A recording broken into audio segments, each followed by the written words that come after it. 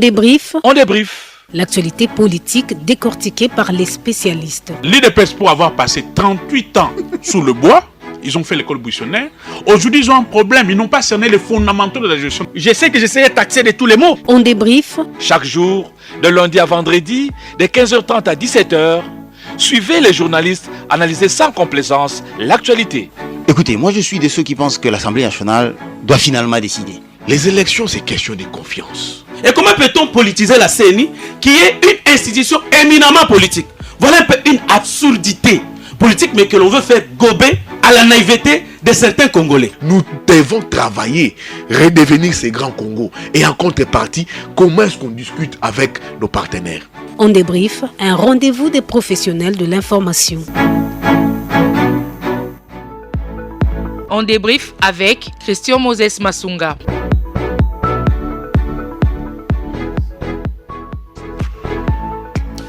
Bon après-midi et bienvenue dans ces nouveaux numéros des On débrief de ce vendredi 14 juillet 2023. Vous êtes nombreux à nous suivre ici à Kinshasa, en province, notamment à Goma, à Kisangani, dans le Congo central, dans la Lomami, à Kabinda et dans plein d'autres grandes villes de la République démocratique du Congo. Vous nous suivez également en dehors de nos frontières. Merci de votre fidélité à RTGA FM.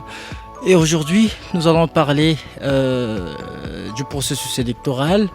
Est-ce qu'il faut toujours envisager l'organisation des élections dans un contexte d'insécurité pendant que la situation sécuritaire à l'est comme à l'ouest du pays demeure toujours instable?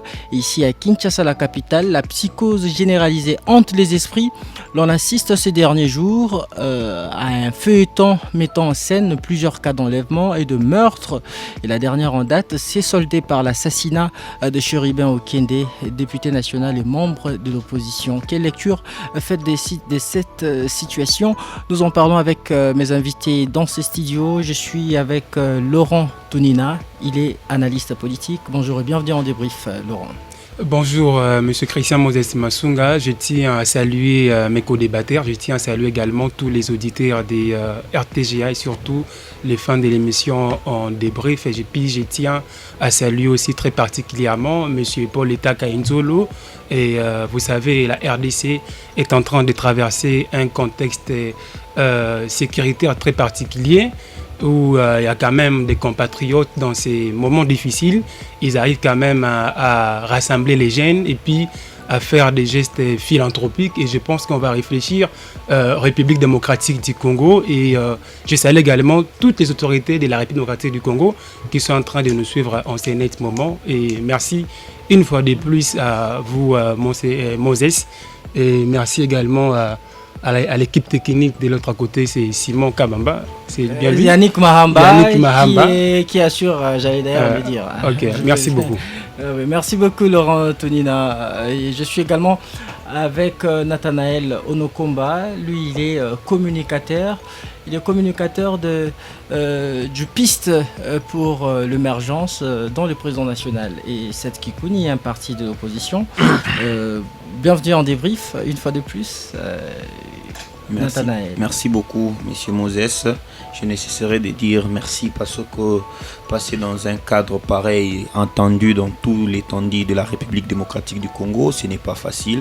En tout cas, le fait pour vous de nous appeler pour parler de choses d'office qui font intriguer le cœur du peuple congolais, ça nous donne vraiment un sentiment de paix ainsi que d'amour. Mais sans plus tarder, je vais remercier le président de mon parti politique, Monsieur Seth Kikouni, à qui nous avons porté le choix d'être candidat président de la République cette année, et aussi mes salutations à toutes les familles éprouvées, toutes les familles meurtries, toutes les familles qui ont perdu les leurs comme nous autres. Je leur dis, nous sommes de cœur avec vous, on ne vous abandonne pas, nous sommes de cœur avec vous. Merci.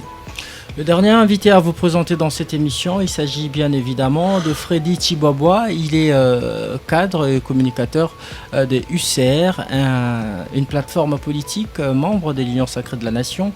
Bonjour et bienvenue en débrief, Freddy Tshibwabwa. Merci Moses. Je remercie mes co-débatteurs qui seront à la fois sur les réseaux sociaux et aussi sur sur les réseaux, ce sera un plateau. Et maintenant, c'est les studios parce que nous sommes en train d'être suivis par de nombreux auditeurs de la radio RTGA, la géante de la République démocratique du Congo. Et on va vous suivre sur YouTube, vous voulez dire, sans répit télévision. Sans répit télévision. D'abord, je remercie à Moses pour l'initiative. Et je pense qu'il y aura beaucoup de vues et que les gens puissent aimer cette émission et puis liker et puis s'abonner à Sans Répit. Donc, Sans Répit TV. Merci. Merci beaucoup, Moses, pour votre invitation. Nous sommes venus parler République et nous sommes là vraiment au service de la nation. Merci beaucoup Freddy Chiboboa. L'émission est réalisée et mise en onde de main de maître par Yannick Mahamba sous la coordination de Simon Kabamba. Et si vous voulez participer à cette émission, chers auditeurs, vous pouvez nous écrire sur WhatsApp ou par SMS au 097 30 50 850. 097 30 50 850, c'est notre numéro de contact. Jusqu'à 17h, on débriefe l'actualité. RTGA. Alors, avant d'entrer dans le vif du sujet, comme la tradition l'exige, je vous donne chacun, 2 minutes. Si vous avez des biscuits pour commenter l'actualité de votre choix, je commence avec vous, Nathanaël Onokomba. Peut-être l'information de votre parti politique. Ben oui, à ce moment où nous sommes avec Monsieur le Président Seth Kikouni qui sera prochainement président de ces pays, nous sommes en train de former le cadre du parti politique parce que nous avons compris que sans la formation, il n'y a pas une transformation. Nous ne voulons pas simplement avoir de militants qui lancent des pierres par-ci par-là. Voilà pourquoi M. Seth Kikouni a entamé déjà une formation bien approfondie avec le cadre du parti politique, une formation qui s'ensuit déjà, une formation qui aura 3 paliers, entre autres pour le cadre, pour le militant, ainsi que pour toute personne qui veut en sorte de nous rejoindre. Alors, ça aussi, c'est une actualité de notre parti, mais aussi nous lançons déjà une tournée nationale, parce qu'on a commencé par Mbandaka, nous étions en Mbandaka avec le président Seth Kikouni, nous serons bientôt là à Kalemi, nous serons à Kolwezi, nous serons au Katanga, bientôt là, pour essayer un peu d'être en contact avec la population congolaise dans son entièreté. Mais s'il faudrait signaler une information peut-être omise, c'est-à-dire que quand nous étions en Mbandaka, nous avons lancé un réseau de jeunes entrepreneurs avec le président Seth Kikouni où nous avons écouté les doléances, les désidératas de plusieurs jeunes et nous avons lancé un réseau d'entrepreneurs en Mbandaka où nous avons mis à leur disponibilité tous ceux qui veulent pour faire avancer l'entrepreneuriat au niveau de Mbandaka. Entre autres, nous avons disponibilisé un fumoir, et allais-je dire, c'est-à-dire qui serait à mesure de produire plus de 1000 poissons par heure fumés. Donc, ils seront à mesure de fumer 1000 poissons par heure. Juste une condition, être citoyen congolais et adhérer au parti politique Piste pour votre président, Seth Kikouni, il est candidat déclaré à la prochaine présidentielle. Et là, il fait des tournées déjà en province, dans le cadre de redynamisation, s'il faut dire, de son parti. Oui, nous sommes un parti politique à vocation nationale aussi internationale, mais nous ne pouvons pas rester à Kinshasa et faire une politique de masse, mais nous voulons transformer l'homme congolais. Selon la vision principale de notre parti politique, nous avons 3 axes principales. Entre autres, nous avons l'humanisme libéral, la richesse matérielle, ainsi que la protection de la nature. Donc, avant de transformer un Congolais, il faut informer un Congolais qu'est-ce qu'il doit apprendre. C'est la raison pour laquelle M. Seth Kikouni, président de la République dans les jours à venir, est en communication avec le peuple congolais pour leur faire comprendre sa vision et sa vocation pour notre pays. Parce que nous avons juste une vision de faire entrer la République démocratique du Congo en 21e siècle, parce que nous ne sommes pas. Merci Nathanaël Onokomba. Je rappelle que vous êtes communicateur de Piste pour l'émergence de Seth Kikouni. Je donne également 2 minutes 30 pour votre biscuit Laurent Tonina. Merci beaucoup Christian Moses Masunga pour l'octroi verbal. Et moi, mon biscuit, c'est par rapport à l'insécurité qui est en train de prendre l'ampleur dans la ville-province de Kinshasa.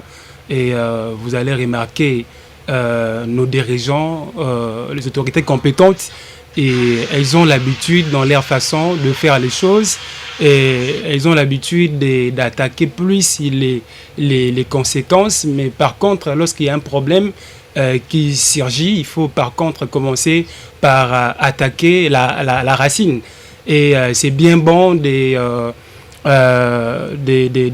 nous offrir des procès importants, mais moi je pense que parmi les éléments que nos autorités oublient, il y a ce qu'on appelle aussi l'insuffisance des éclairages publics dans la ville-province de Kinshasa. Je prends l'exemple là où se trouve le ministère des Affaires intérieures. C'est côte à côte avec le palais du peuple. Tous ces tronçons-là, en tout cas, il n'y a vraiment pas... Il y a pas, la lumière n'est pas fluorescente à ces côtés-là. Et puis, si vous remarquez très bien, sur 24 novembre, là où se trouve les sauts de moutons, donc les chemins qui mènent vers Petit Pont, la route là de l'hôpital du Cinquantenaire, vous allez remarquer ces derniers temps, dès qu'il est 18h jusqu'à minuit, et il n'y a pas l'éclairage public. Et puis, hier, sous ma barbe, j'ai vu comment on a failli enlever nos compatriotes dans cette contrée-là. Et puis, si vous remarquez encore très bien, vous prenez la route des Kabamba jusqu'à Boka, c'est la route est délabrée. Et cette route-là, en tout cas, il n'y a pas suffisamment de l'éclairage. On peut vous tuer alors que les gens sont en train de passer, même à une heure où les gens sont en train d'évacuer très bien à leurs occupations. Donc, moi, je tiens plus à alerter nos autorités compétentes en ce qui concerne les éclairages publics. Il n'y en a pas assez. Je crois éclairages qui sont en panne. Oui. Et puis, pour que la police aussi puisse faire correctement son travail, il faut... Il y a aussi un problème de maintenance des éclairages publics. On venait tout récemment de placer le long de différentes artères. Et là, je vous comprends, l'obscurité contribue énormément à l'insécurité. À l'insécurité, et jusqu'à présent, on ne sent pas vraiment l'automatisme de nos dirigeants, des autorités compétentes pour trouver la solution.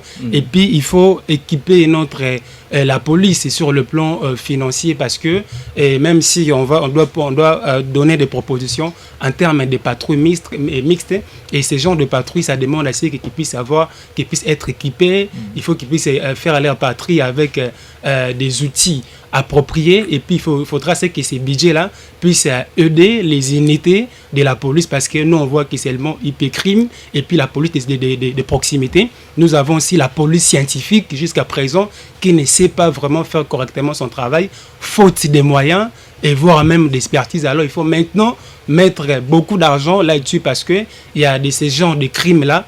Et pour que la personne puisse accepter sa culpabilité, il faudra qu'il y ait des preuves scientifiques. Merci. Et il faut aussi numériser notre sécurité. Donc, ça demande vraiment toute une vision, beaucoup de moyens et une vision plausible sur la sécurité. En tout cas, c'est très important. Merci beaucoup, Laurent Tounina. Il faut aussi souligner que l'hôtel de ville, je crois le ministre provincial de l'Intérieur avait pris certaines mesures pour justement mettre fin à cette insécurité qui bat son plein au niveau de la capitale. Nous en parlons aussi dans cette émission. Il y avait également une patrouille mixte FRDC Police qui était annoncée, mais jusque-là, je ne sais pas si ça a déjà commencé. Non, en tout cas, jusqu'à présent, ça n'a pas encore commencé. Ça tarde encore. Nous devrons agir. C'est ça le mal avec nous. Nous, on fait que subir les événements. On n'anticipe pas. Donc, nous devrons agir. On ne doit pas attendre à ce que ça puisse prendre une ampleur où on n'arrivera pas à contrôler encore la situation sécuritaire dans la ville-province de Kinshasa. On doit vraiment éviter cette politique-là de subir. Donc, on doit vraiment anticiper. Donc, il est temps que les mesures qui ont été prises par les ministres provinciaux de l'Intérieur, encore de la sécurité, il est temps maintenant de mettre opérationnel ou de rendre opérationnel les mesures prises à l'issue de leur rencontre stratégique avec d'autres membres de l'équipe. Merci beaucoup, Laurent Tounina. Freddy Chiboba, rapidement, vous avez aussi vos 3 minutes pour les biscuits. Approchez-vous du micro, s'il vous plaît. Oui, mon biscuit de ce soir, je vais aussi le partager autour de l'article 164 de la Constitution, dans le contenu de l'économie. Je voudrais, en tant que juriste, donner l'économie de cet article. L'article nous dit que, dans son économie, on nous dit que tout Congolais doit faire échec à toute personne qui prend le pouvoir par la force et l'exerce en violation de la présente Constitution. Et ensuite, on dit toute tentative de renversement des institutions légalement établies constitue une infraction imprescriptible punissable par la loi. Bon, j'ai suivi une certaine analyse autour de cet article selon laquelle le fait que la CENI n'a pas, entre guillemets, donné, le fait que la CENI n'a pas, entre guillemets, le fait que la CENI n'a pas, entre guillemets, fait auditer le fichier selon certains membres de l'opposition, n'a pas fait auditer le fichier à l'international, et cela constitue un fait pour lequel on doit évoquer l'article 64. J'ai dit déjà que c'est un article qui est évoqué à tort par celui qui a parlé de l'article 64, notamment M. Martin Fayoul, qui devrait normalement se faire assister par de vrais juristes. Et j'ai dit, le peuple s'oppose, les citoyens congolais doivent s'opposer à celui qui prend le pouvoir par la force. Et je pose la première des questions. Est-ce que M. Félix Tshisekedi a pris le pouvoir par la force? Est-ce qu'il l'exerce en violation de prescrits de la présente Constitution? Je dis non. M. Félix Tshisekedi était un opposant. La CENI l'a proclamé vainqueur des élections. La Cour constitutionnelle l'a entériné. Et je pense qu'il a suivi la procédure normale de prise de pouvoir, une procédure constitutionnelle. De deux, est-ce que Félix Tshisekedi exerce-t-il ton pouvoir en violation de la Constitution? Non. Et s'il y a quelqu'un qui a un article de la Constitution que Félix Tshisekedi ou le gouvernement congolais a déjà énervé intentionnellement, ou même de manière délibérée, qu'il le brandisse et qu'il explique, à moins que lui comprenne cette Constitution de sa manière. Est-ce que deuxièmement, pour finir, est-ce que Félix Tshisekedi fait partie des institutions où le gouvernement congolais, où les institutions que nous avons maintenant au pays sont légalement établies? Oui, les constitutions et les institutions que nous avons sont légalement établies. Or, les institutions qui sont légalement établies, quand un peuple ou quand un groupe de gens se soulève pour le renverser, cela constitue une infraction. C'est là où j'ai dit aux Congolais qu'il ne faut pas suivre des manœuvres de politiciens qui ne comprennent pas correctement le droit, qui font un faux usage de la Constitution pour faire la démagogie. Voilà ce que je voudrais partager en termes de Busky. Je vous garde encore, puisque vous avez la parole. Nous entamons déjà le premier sujet. Je suis le dernier à prendre la parole, mais on commence avec vous dans ces sujets principaux. Dites-nous un peu, Freddy, selon vous, vous pensez que les élections auront bel et bien lieu, malgré certaines contraintes sur le plan, je dirais, même techniquement, tout porte à croire que les élections risquent de n'avoir pas lieu, parce que la CENI doit impérativement commander le matériel qui seront finalement déployés, disséminés à travers le pays. Et malgré les contraintes financières annoncées par Denis Kadima, mais le gouvernement avait quand même promis de donner l'argent. Est-ce que vous pensez qu'au regard de tout cela, je n'évoque pas encore les contraintes sécuritaires, êtes-vous certain que les élections auront bel et bien lieu? Je crois que dans toute organisation, il y a la planification. Personne ne croyait que dans 4 mois, on pouvait enrôler 40 millions de Congolais. Dans 4 mois. Et cela a été fait. Plus de 40 millions de Congolais ont été enrôlés dans 4 mois. Qu'est-ce qui nous reste encore? C'est la réception et le traitement des candidatures, qui n'est pas comparé avec l'enrôlement des électeurs qui était vraiment... Vous voyez, même la communauté internationale aujourd'hui, si elle jette des fleurs à M. Denis Kadima, c'est par rapport au plus grand travail pour lequel, depuis 2006, on n'a jamais pris moins de 8 mois pour l'enrôlement des électeurs. Vous prenez 2006, c'est là où il y a eu un peu moins de temps, c'est autour de 7 à 8 mois. Quand vous prenez 2011, c'est une année. Quand vous prenez 2018, c'est environ 18 mois pour environ 16 mois pour l'enrôlement. Et c'est ainsi que les élections sont passées jusque là-bas. Mais le plus bas record qu'on a pu faire, c'est de 4 mois. Donc, nous avons encore confiance techniquement que les choses vont marcher. Mais au moins, on peut évoquer l'aspect financier ou peut-être sécuritaire, parce que l'aspect financier, le gouvernement a promis qu'il va mettre des moyens, qu'il est là, qu'il va financer d'un bout à l'autre le processus et que les moyens sont disponibles et ils seront donnés à temps voulu. Alors, pour ce moment, il ne reste qu'environ 450 millions qui sont prévus à donner à la CENI pour cette année. Le plus grand montant a été déjà décaissé. Les élections, c'est autour de 900 à 1 milliard. Autour de 900 à 1 milliard. Donc, quand il reste 400, c'est qu'on a déjà décaissé autour de 600 depuis le début du processus. Les 400 millions, quelques qui restent, le gouvernement a promis de décaisser 100 millions. Donc, sur le plan financier et technique, moi, je n'en vois pas un problème. Parce que tout ce qu'il fallait faire techniquement est fait. Peut-être la commande des kits électoraux, des kits électoraux. Mais je pense que j'ai suivi qu'ils peuvent aussi, parce que j'ai suivi dernièrement, quand un membre de, on appelle ça, c'est quoi, leur assemblée générale, là, s'appelle comment, qui était parti, de l'assemblée plénière, voilà, de l'assemblée plénière, qui était partie, de la CENI, qui était partie au niveau de la province Grand Équateur et Grand Orientale.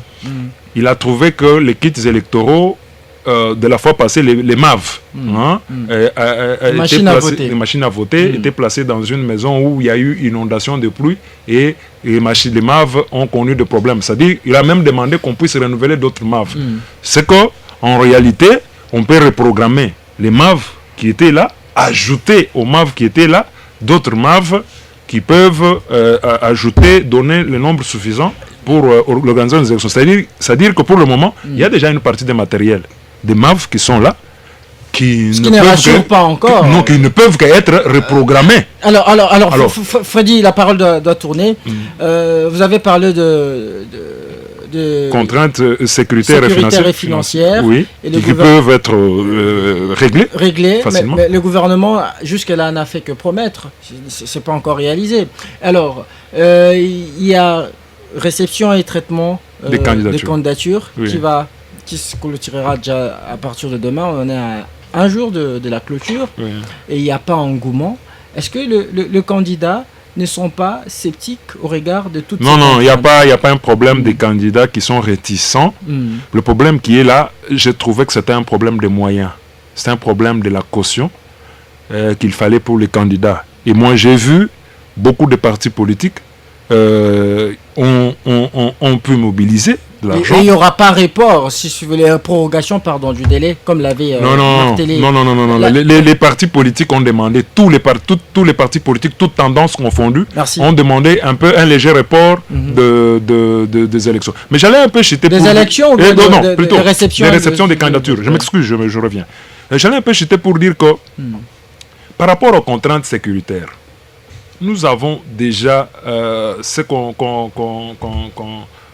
c'est-à-dire une sorte de jurisprudence, ce qu'on appelle en droit une certaine jurisprudence. En 2018, il y a eu une partie des Congolais qui n'ont pas élu le président de la République. Alors, moi je n'en vois aucun problème parce que les sièges de là sont prévus. L'enrôlement peut se passer même après le vote. Parce qu'il faut aussi que vous puissiez estimer le nombre de ceux-là qui ne seront pas enrôlés par rapport à l'estimation de la CENI ne sera que de 8%. De 8%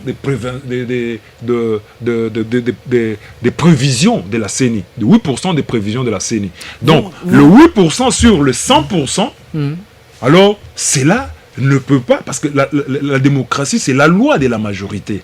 Donc, Ce ne sont que de prévisions, vous avez dit. Oui, mais écoutez, mais les 92%. Je vous redonne la parole, Freddy. La parole doit tourner. Merci beaucoup. 92% sont déjà là.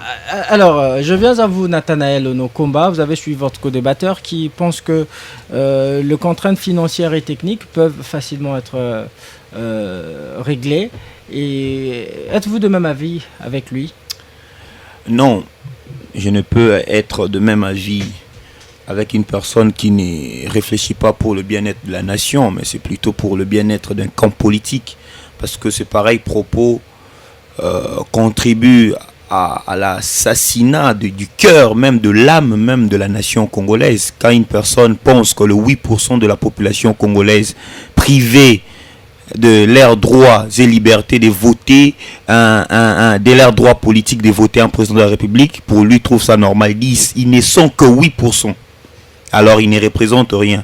Donc c'est une jurisprudence de vendre notre pays parce que 2018 ils n'ont pas voté, 2023 s'ils ne votent pas, donc ils ne sont pas au Congo. C'est une jurisprudence positive selon mon co-débatteur. Donc un Congolais digne, un Congolais qui se respecte, un patriote d'ailleurs, ne peut tenir ce genre de propos.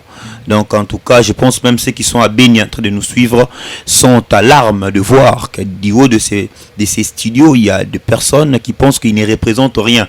Je présente mes excuses à son nom, à l'égard de la population congolaise. Avant d'aller plus loin, il a dit ici, quelqu'un peut me brandir une disposition constitutionnelle que le président de la République a violée parce qu'il respecte la Constitution. J'en ai plusieurs, mais faute de temps, je vous donnerai quelques dispositions. Je commencerai par l'article 90. L'article 90 de la Constitution dispose que le gouvernement est composé du Premier ministre et de son gouvernement et de ses ministres. Et de ces faits, il faut retenir, j'espère que si peut-être il y avait de notes, il faut noter que celui qui est le chef du gouvernement, c'est le Premier ministre et c'est lui qui définit la politique de la nation. Quand vous regardez l'article 91, vous allez comprendre que celui qui définit la politique de la nation, c'est le Premier ministre, c'est lui le chef du gouvernement et c'est lui qui est responsable devant l'Assemblée nationale, devant le Parlement. Et ce n'est pas au président de la République d'apporter un programme de gouvernement, mais c'est le Premier ministre.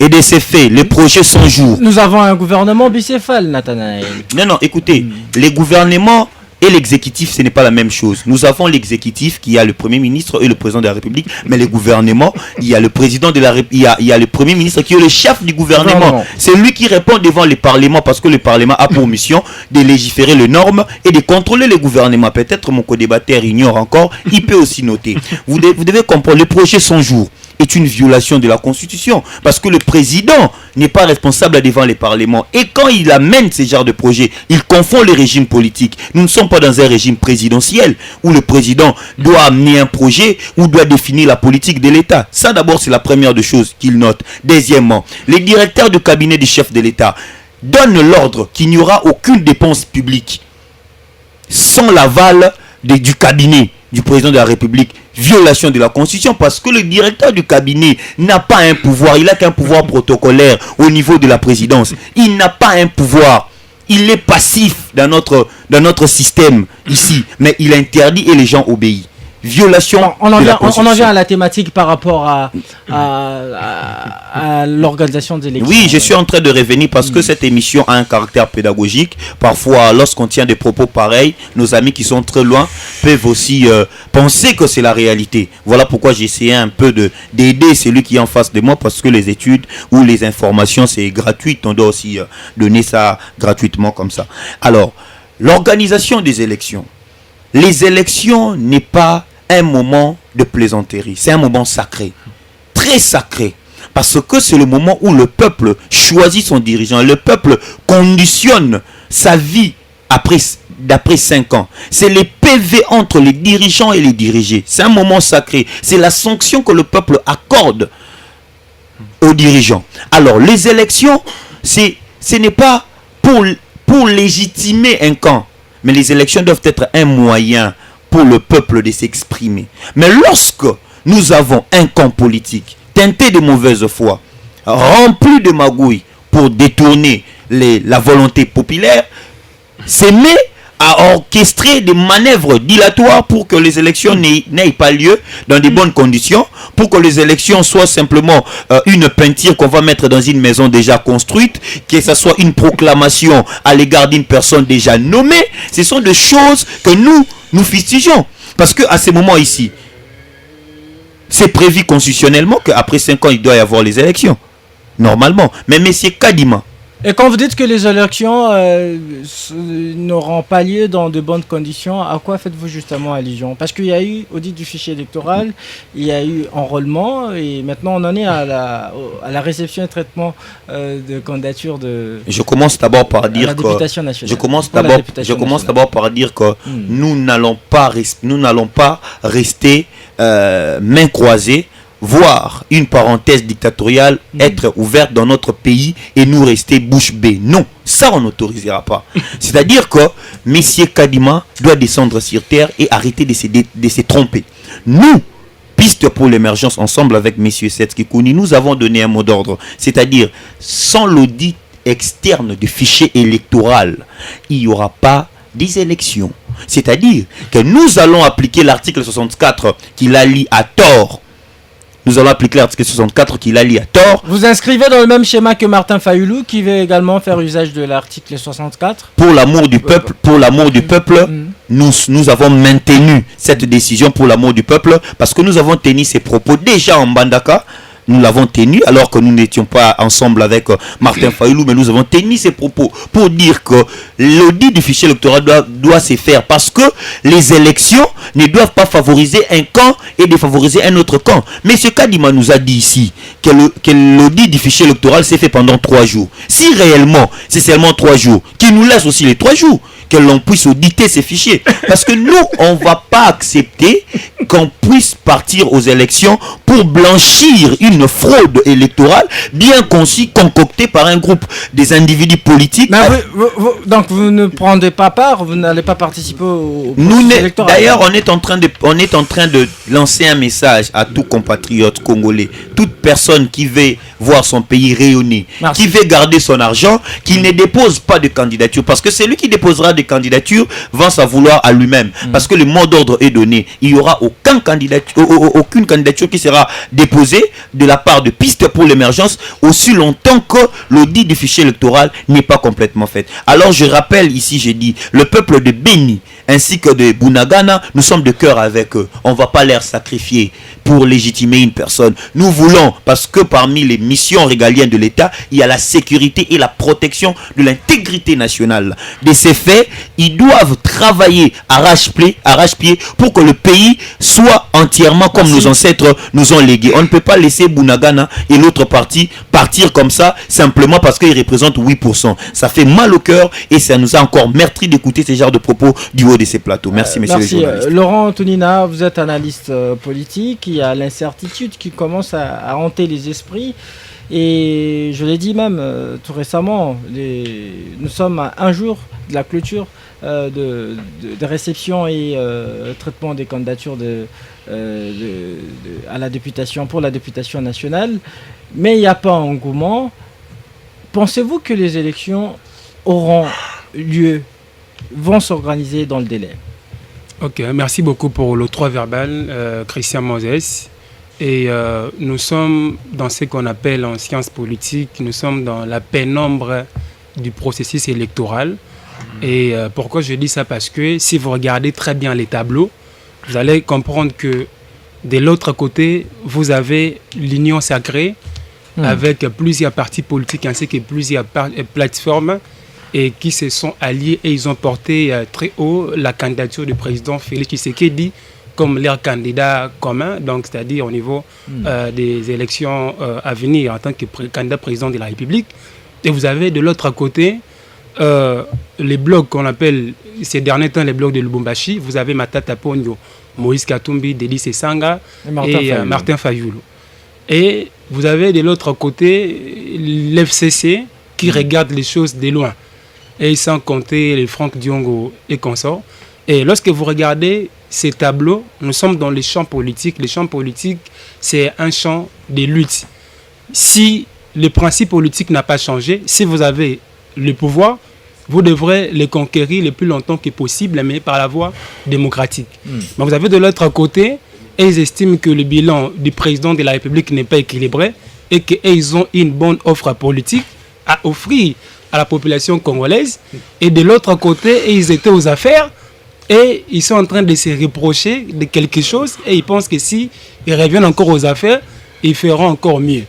Et maintenant, face à cette situation ou à ces tableaux que je viens de présenter, vous avez la CENI où toutes ces parties prenantes de l'opposition sont en train de contester le management de M. Denis Kadima comme étant président à la tête de la CENI. Ça, c'est pour leur première revendication.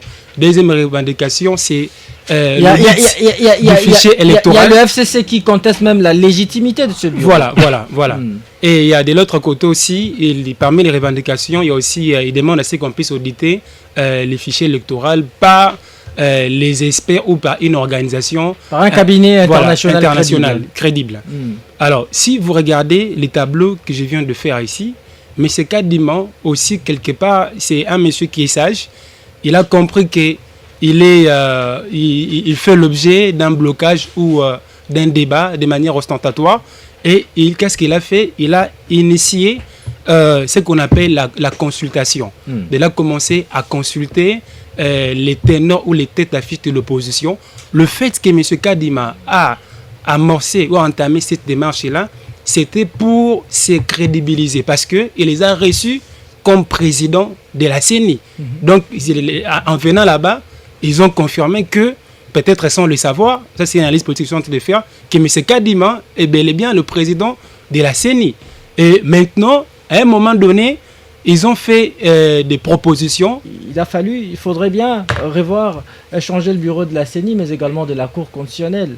Des recommandations rejetées en bloc par la CENI. Voilà, et puis après les recommandations, M. Kadima, et quelques jours plus tard, il va se faire une déclaration disant que les recommandations du bloc de l'opposition n'est pas fondée.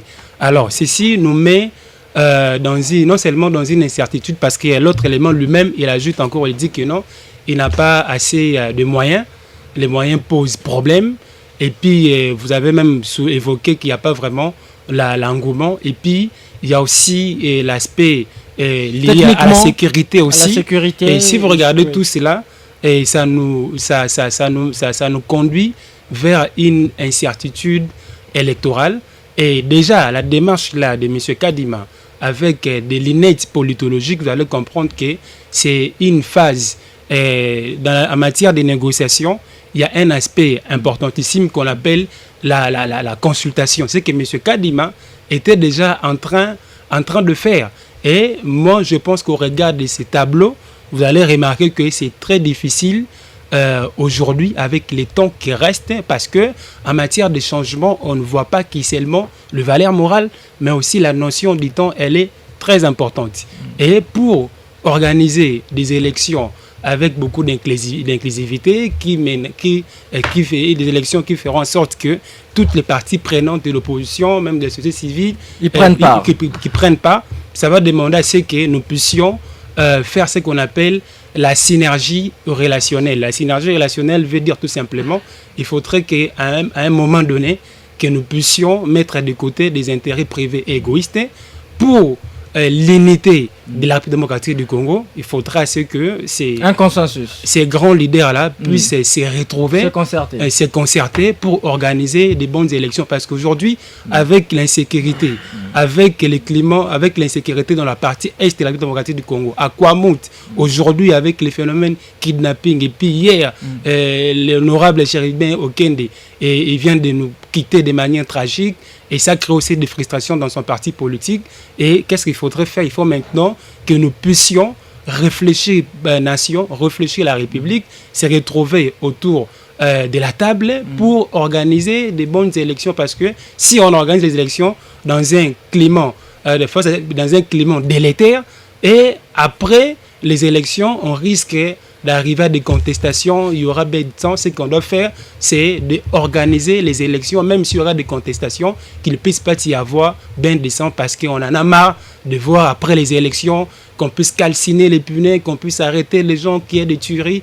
Il faut vraiment réfléchir les développements de la République. Comme moi j'aime bien le dire, penser les futurs nous aide à vivre les présents et à agir. Merci Laurent Antonina. Freddy Chiboua, faut-il nécessairement reporter les élections au regard de toutes ces contraintes sécuritaires et techniques? On en a parlé tout récemment. Vous avez suivi votre prédécesseur, votre co-débatteur, Laurent Antonina, qui pense que les boycotts par certaines parties prenantes au processus électoral, le boycott même de ce processus donnera lieu à des élections non inclusives. Alors, il faudra procéder à une sorte de concertation entre acteurs politiques pour éviter le bain de sang, par exemple. Mon frère, je veux vous dire une chose. La plus grande contrainte légale qui existe, c'est l'organisation des élections. C'est une contrainte constitutionnelle qui est au-dessus des contraintes techniques, qui est au-dessus des contraintes techniques. Vous pouvez vous approcher vers le micro. C'est une grande contrainte qui est au-dessus de toutes les contraintes. C'est l'organisation des élections dans les délais constitutionnels.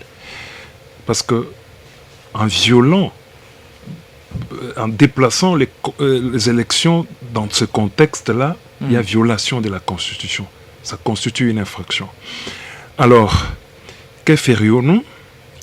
Nous allons rester pleurnichés parce qu'il y a le crépuscule des gens qui, dans leur tête, créent des conditions, des non-lieux d'élection où nous devons respecter la loi des lois qui est la Constitution. Mais avant de terminer mon propos, je voudrais revenir un peu à quelques affirmations ici haut, selon lesquelles... Avant de rencontrer vos co-débatteurs, vous pensez que il faut organiser les élections? Les élections... Quelles élections? Les bonnes élections? Les élections... Je voudrais d'abord... Si je vais là, je vais expliquer beaucoup de choses. Je crois que s'il y a des gens qui n'ont pas une bonne assise, ils ne comprendront pas. Mais je veux vous dire que la crédibilité des élections dépend de l'adhésion du peuple. Il n'y a pas de politiques qui peuvent décrédibiliser les élections aussi longtemps que la population le peuple qui est détenteur du pouvoir adhère. Le peuple a adhéré. Il s'est fait enrôler 44 millions de Congolais sur les 50. 44 millions de Congolais sur les 50 prévus. Alors, que dirions-nous? Le peuple a adhéré ou pas? Alors, aujourd'hui que certaines personnes qui ne jurent, d'ailleurs des personnes très impopulaires, qui ne peuvent pas organiser une marche de 200 personnes, vaillent sur le média, n'importe où pour déclarer quoi que ce soit, parce que l'action politique de l'opposition est légitimée par l'adhésion de la population. L'IDPS était forte parce qu'il y avait une forte adhésion, parce que la population avait été ancrée dans l'idéologie, l'accompagnait les actions de l'UDPS. C'était ça la force motrice de l'UDPS. Mais quand vous êtes une opposition des pacotilles, une opposition de la maison, de ta femme et tes enfants, et de quelques membres qui sont en train de crier dans le média, vous ne pouvez pas faire une marche de revendication. Et vous croyez que ces revendications sont légitimes? Non, ça manque. Le peuple s'en moque parce que le peuple est dans le processus. Vous voulez une opposition violente? Non, on ne parle pas de l'opposition violente. J'ai vu des manifestations au Kenya où tout le monde était dans la rue pour réclamer la vie chère. Et ici, ils n'ont pas cassé. Mais ici, quand les gens devraient être dans la route pour réclamer de la vie chère, c'était quelques compatriotes seulement, et qui disaient même sur les champs aux jeunes gens et qui ont créé des incidents. Quelle est cette opposition qui semble parler au nom du peuple, mais le peuple fait fu, le peuple ne l'accompagne pas? C'est une honte. On n'a pas d'opposition. Il n'y en a pas. Il n'y a que quelques individus qui créent des aigris, qui crient, qui n'ont aucune adhésion populaire. Vous pensez qu'il faut organiser les élections dans le délai, oui, sans tenir compte du contexte sécuritaire? Les écrits... Non. J'ai parlé bien. Les contextes sécuritaires, quand j'ai parlé... Vous avez dit s'il faut respecter la Constitution, il faut organiser les élections dans le délai. S'il faut respecter... Parce que la plus grande contrainte, c'est celle-là. Le respect du délai constitutionnel. Les restes, par exemple, les contraintes techniques. La vie des Congolais importe peu, vous pensez que c'est cela? Non. On a dit ceci. La CENI a enrôlé partout, sauf dans 3 territoires. Vous comprenez? Et ces 3 territoires représentent, selon la CENI, selon les prévisions de la CENI, 8% de ces prévisions. Et nous disons que ces compatriotes voteront peu importe les temps. Pourquoi? Parce que nous avons des contraintes sécuritaires. Par exemple, comme on a pacifié, la CENI va commencer l'enrôlement. C'est déjà, je vis le ministre de l'Intérieur qui a dit que non. On n'a pas encore commencé l'enrôlement. Oui, mais ça va commencer. Parce que la situation demeure volatile, ce précaire. Voilà, tout à fait. Précaire ou volatile, quels que soient les termes, précaire ou volatile, mais il y a un retournement vers la paix. La CENI devrait déjà commencer depuis le 25. Oui, tout à fait. Mais non, mais écoutez, ils ont besoin de l'information sécuritaire justement pour répondre. Et c'est ce que j'étais en train de dire. Je disais que nous avons une opposition qui ne représente absolument rien par rapport à la volonté du peuple. Une opposition qui est insignifiante et qui ne peut pas avoir la légitimité populaire. Mais je crois, j'étais en train de dire, vous avez dit que j'allais citer par là, je répondais d'abord à vos propositions. Je donne 2 minutes. Bon, je disais que quelqu'un a dit ici que le président Félix Tshisekedi a violé l'article 90. Je réponds la même personne. Allez, la Constitution dit que la politique gouvernementale est définie par le Premier ministre en collaboration avec le chef de l'État. Vous comprenez? Parce que c'est le chef de l'État qui est élu au suffrage universel. C'est celui qui a qui a ce qu'on appelle le programme. Il est élu sur base de programme. Comment un gouvernement va venir diriger le pays sans qu'il ait le programme, la vision du chef?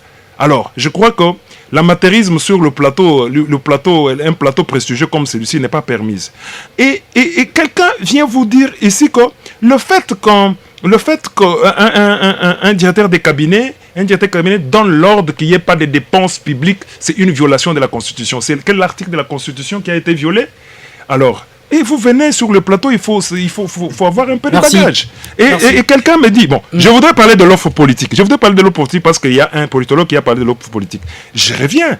Vous savez, nous avons une opposition qui n'a aucune offre politique. Vous avez suivi Olivier Kamita, quand on lui a demandé sur Top Congo, quelle est l'offre politique de Moïse Katumbi de l'ensemble? Il a dit non, l'offre politique, nous reviendrons après. L'offre politique, nous reviendrons après. Nous avons une opposition qui n'a aucun programme. Aucun programme, qui n'a pas de programme. Pourquoi le peuple n'adhère pas à cette opposition des pacotilles, à cette opposition minoritaire? Merci. Parce qu'il n'y a jamais eu d'opposition minoritaire comme celle-ci. Merci. Et cette opposition la parole et cette opposition insignifiante qui ne peut pas mobiliser. Alors, c'est cette opposition qui vous dit qu'il n'y aura pas élection. Mais ils le disent chez eux parce qu'ils ne mobiliseront personne. Même l'article 64, pour le déclencher, s'il faut le déclencher, mais il faut avoir une adhésion populaire. Merci. Quand vous n'en avez pas, vous n'avez aucune légitimité. Ouais, voilà. Alors, Nathanaël, nous allons commenter brièvement cet assassinat de Chéribin Okende, le proche collaborateur de Moïse Katumbi, député national, ex-ministre des Transports. Quelle lecture faites-vous justement de ces crimes? Merci beaucoup, monsieur le journaliste. Bon, je vous demanderai simplement peut-être de m'accorder 30 secondes de répondre à mon co-débatteur et puis afin de parler de ces sujets qui nous a vraiment déchiré les cœurs. Vous savez, il se peut de lire, on peut lire, mais le problème c'est comprendre. Il se peut aussi qu'on comprend, mais qu'est-ce qu'on a compris? J'ai lu l'article 91 de la Constitution. Les gouvernements définis en concertation avec le président de la République la politique de la nation et assume la responsabilité. Ce n'est pas le président qui assume la responsabilité, c'est le gouvernement. Et qui est le chef du gouvernement? C'est le premier ministre. Donc je ne sais pas si je dois encore apprendre ça. J'ai dit ça un peu. On dit le gouvernement conduit la politique de la nation. Ce n'est pas l'exécutif qui conduit la politique de la nation, mais c'est le gouvernement. En tout cas, on a droit quand même de ne pas comprendre. C'est notre droit le plus légitime de ne pas comprendre. Alors nous, on ne va pas s'inscrire dans ça.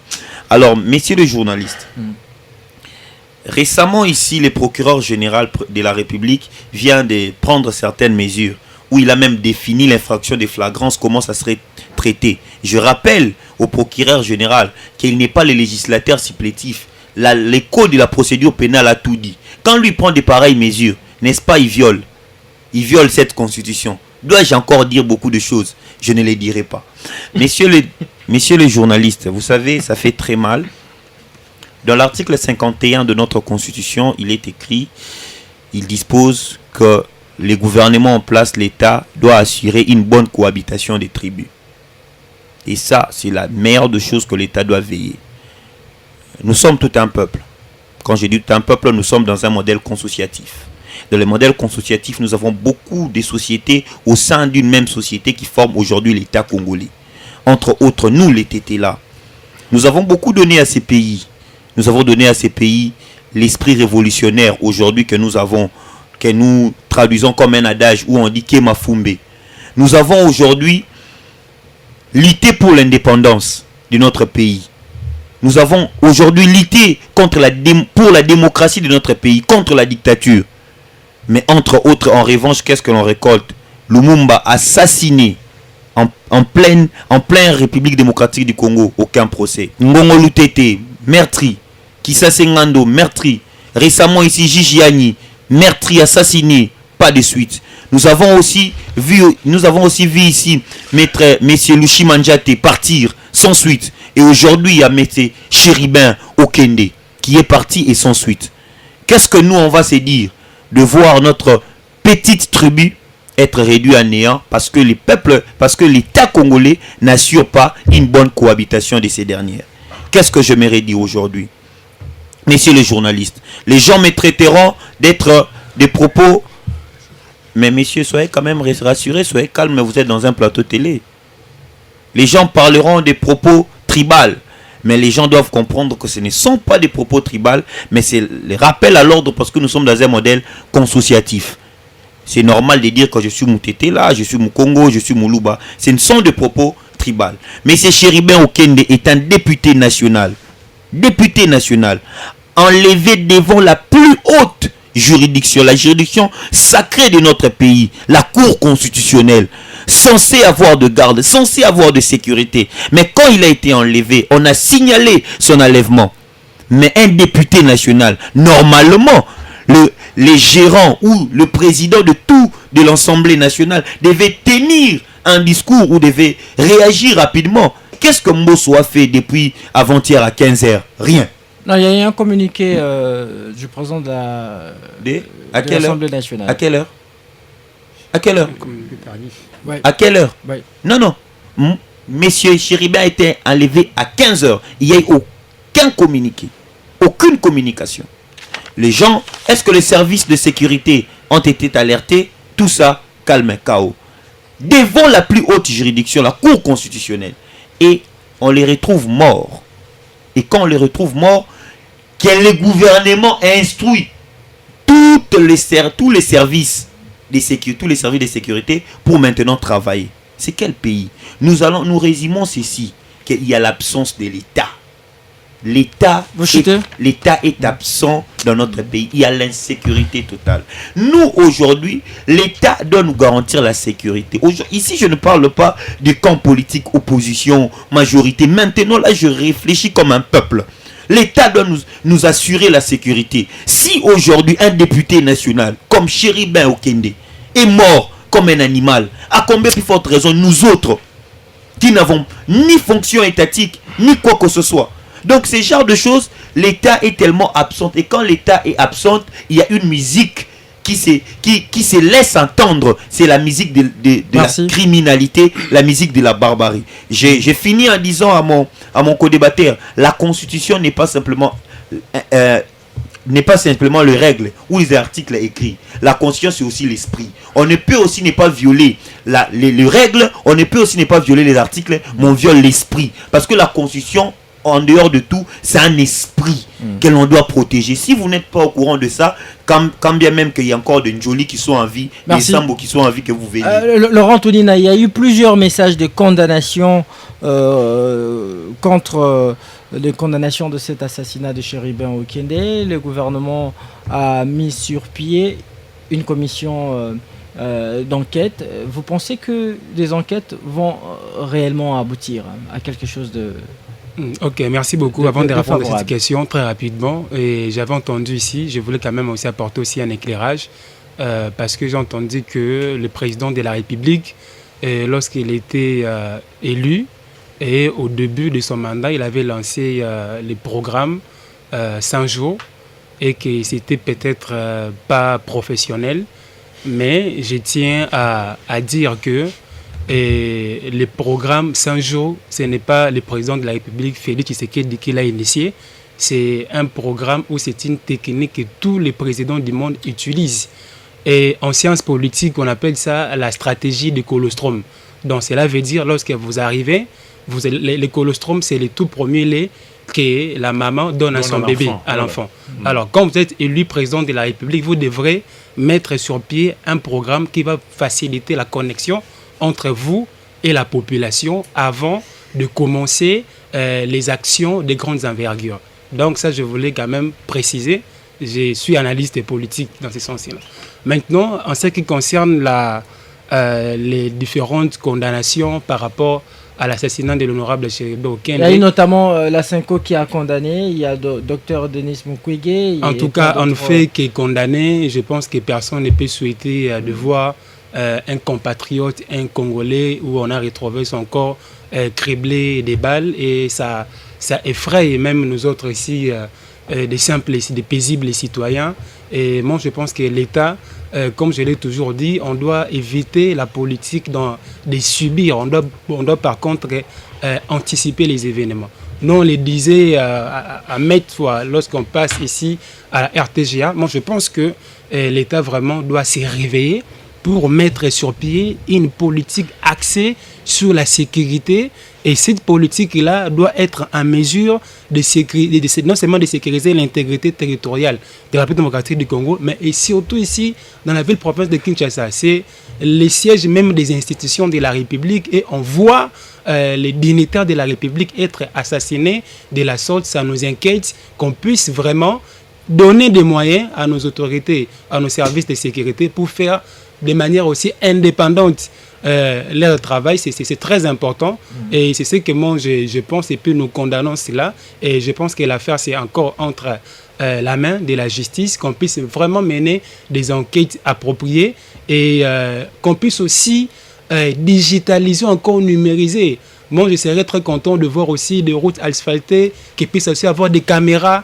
Ouais. Et s'il y avait des caméras aussi, on pouvait toutefois aussi utiliser. Vous voyez, même quand on regarde les enquêtes impossibles là, c'est pour cette raison, la plupart des gens parlent toujours de la police de proximité et la police criminelle. Nous avons aussi la police scientifique qu'on néglige. Je pense que c'est les moments. Laurent je profite de votre micro. Et si les enquêtes aboutissent et que l'on arrive finalement à identifier et à arrêter les auteurs de ces crimes barbares, ne va-t-on pas assister à un procès quasi interminable comme celui de Floribert Chebeya, parce que les deux sont morts dans les mêmes circonstances? Et moi, je pense qu'on doit d'abord faire confiance à la justice. Si on remarque que non, la justice n'a pas fait correctement son travail, c'est alors qu'on va essayer de rabibocher. Et les contextes mentionnant, nous, ça nous fait vraiment très, très mal. Et c'est un homme politique, et je ne sais pas faire des analyses au-delà, mais on constate que sa disparition et puis son assassinat a été vraiment très, très, très tragique. Ça fait très mal au cœur.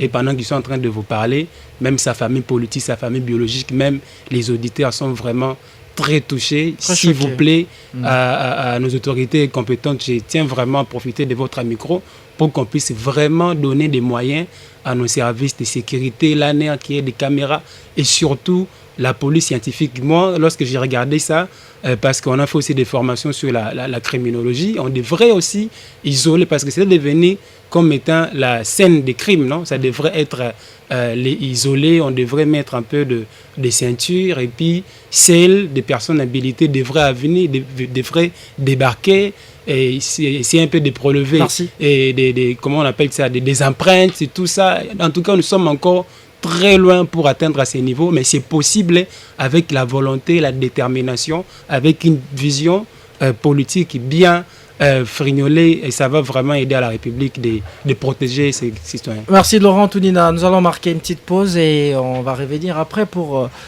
poursuivre le sujet et lire le message des auditeurs. À tout à l'heure. Jusqu'à 17h, on débriefe l'actualité. RTGA. Jusqu'à 17h, on débriefe l'actualité. RTGA. On débriefe l'actualité avec mes invités dans ces studios bleus de RTGA FM. Je suis avec Laurent Tounina, il est analyste politique. Je suis également avec Nathanaël Onokomba, communicateur de piste pour l'émergence de cette Kikuni. Et enfin, je suis avec Freddy Chiboua. Lui, il est membre et communicateur de UCR, une plateforme politique, membre de l'Union sacrée de la Nation. Nous allons rapidement lire le message des auditeurs avant de conclure l'émission. Bonsoir RTGA, c'est Hugues Maoula. Depuis Massina sans fil, il n'y a jamais eu un crime parfait. Ceux qui ont exécuté cet acte ignoble et les commanditaires seront connus et subiront la rigueur de la justice. Pourquoi pas condamnation à mort? Autre message. Bonsoir ma radio, pendant que notre pays traverse une période catastrophique sans précédent, je constate que la majorité des Congolais sont distraits par M. Kadima qui se lance dans une aventure que ce dernier n'aura pas la possibilité de sécuriser, voire même les agents de la CENI, car l'insécurité a atteint une proportion générale et donc la conscience des intellectuels congolais est interpellée afin que cesse cette tragédie. Message de Maître Zachary. Autre message. Bonjour, on débrief. Nathanaël peut nous donner l'adresse du siège national et comment faire pour adhérer au parti? Rapidement pour répondre à cet auditeur. Oui, nous sommes au niveau de l'Ancélé, juste sur le boulevard. Là-bas, il y a le siège de notre parti politique. Mais pour les adhésions, vous pouvez nous écrire dans notre compte Twitter, Piste pour l'émergence RDC, ou bien dans notre compte Facebook, Piste pour l'émergence RDC. Si vous êtes loin, au lieu de se déplacer, écrivez, vous remplissez simplement toutes les conditions. Ou vous pouvez écrire via ces numéros 097 18 75 356 097 18 75 356, vous serez reçu et on va vous indiquer pour rejoindre cette élite noble.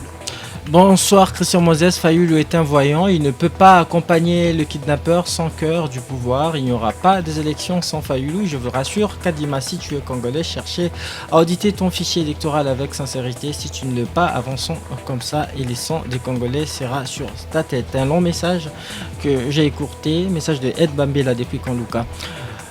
Bonjour Moses, merci pour les castings d'aujourd'hui. Nous, ensemble pour la République, nous sommes choqués de l'assassinat dans notre camp. Les oiseaux du ciel tombent. Je comprends pas, tomberont. C'est Patient Kalambaï depuis Rampangaba.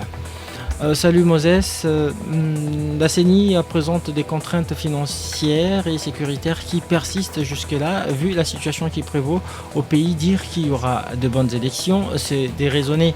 Vos invités doivent les savoir. Un message non signé. Bonjour Moses, opposant Kimi Mboula Namoupepe, nous irons aux élections et tous les poids plumes seront ravagés par béton. Enoch, message de Enoch. Nous allons lire les deux derniers messages. Il y a cet auditeur qui dit bonjour la RTGA. La RTGA c'est depuis Brazzaville. À propos de la sécurité pour la francophonie, on ne peut pas solliciter la gendarmerie, voulait-il dire, du Congo voisin pour renforcer nos policiers. Merci. Autre message. Bonjour RTGA et aux invités, nous implorons tous nous déplorons, il voulait dire, la mort de Chérubin Okiende, mais il ne faut pas que les politiciens s'en approprient pour dire que nous, Batété là, et rappeler l'horaire. Attendons la suite de l'enquête. Pasteur Joseph Kalombo à Massina, à table ronde numéro 1. C'est la fin de cette émission, mais je vais quand même... Oui. On me signale par Yannick Mahamba que l'émission est terminée. Merci. C'était un plaisir pour nous de vous recevoir dans ces studios. Cette émission a été réalisée et mise en onde par Yannick Mahamba sous la coordination et la supervision de Simon Kabamba. Christian Moses Masunga qui vous parle, vous l'a présenté. Émission à suivre en rediffusion à 22h30 tout à l'heure. Vous allez aussi la suivre sur YouTube, sur notre chaîne YouTube, sans répit télévision. Merci de votre fidélité à RTG FM. Restez avec nous et bonne suite de nos programmes. À très vite. RTG.